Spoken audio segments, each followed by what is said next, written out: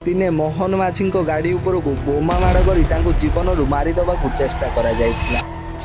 सरकार योजनाबद्ध भाव में मते मारिदेवाई हत्या करने मो गाड़ी उपर को बोमा फोपाड़ी दुईटी बोमा फोपाड़ी गत 2 वर्ष पूर्व मारिदेवाई चक्रांत करते मोहन माझी सरकार को ओडुआरे पकाउछंती सरकार गुमर खोलुछंती या हत्या कर दियो। जी दिने निज जीवन पर संघर्ष करुले से आज ओडिशार मुख्यमंत्री गोटे साधारण शिशु मंदिर गुरुजी आज केमिति ओडिशार मुख्यमंत्री हेले मोहन चरण माझी।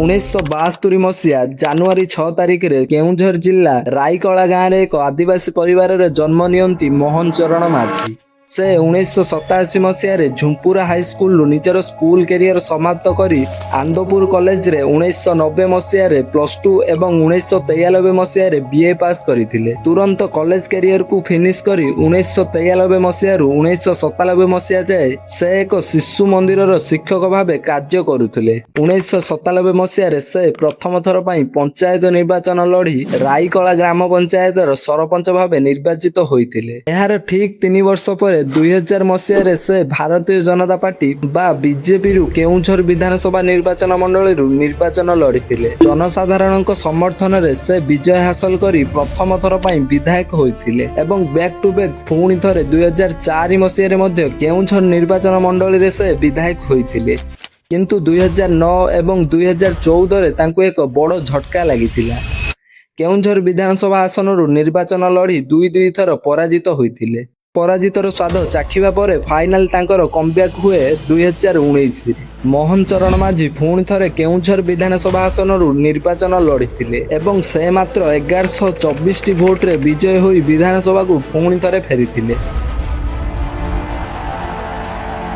सेतेबेले ओडिशार मुख्यमंत्री श्रीजुक्त नवीन पट्टनायक सह विधानसभा रे मोहन माझी मुहामुही होइथिले एवं नवीन पट्टनायक को मोहन माझींकर किछि प्रश्न भारी ओडुआरे पकाइथिला एवं एक पॉडकास्ट रे मोहन चरण माझी दाबी करथिले जे तांको गाड़ी ऊपर को बोमा फिंगा जाइथिला एवं तांको हत्या करबा को चेष्टा करा जाइथिला। विधानसभा रे जेबडी भाव रे मु शाणित स्वरे सरकार को आक्रमण करिथाए सरकार घाइला तो होइचंती किंतु प्रतिशोध प्रणाल होती एवं जितेबले मो जिले रे राज्य रे अनेक समय अनेक कथा को लेकर मु सरकार सामना सामनी होईची। सरकार योजनाबद्ध भाव में मते मारिदेवाई हत्या करने मो गाड़ी उपर को बोमा फोपाड़ी दुईटी बोमा फोपाड़ी गत 2 वर्ष पूर्व मारिदेवाई चक्रांत करते मोहन माझी सरकार को ओडुआरे पकाउछंती सरकार गुमर खोलुछंती या हत्या कर दियो। विधायकों को भी से छाड़ी नहांती आक्रमण करिवारे ये सत्य कथा। किंतु 2019 पर 2024 रे मोहन चरण माझी राजनैतिक जीवन रे एक टर्निंग पॉइंट आसे। मोहन माझी जिंदाबाद।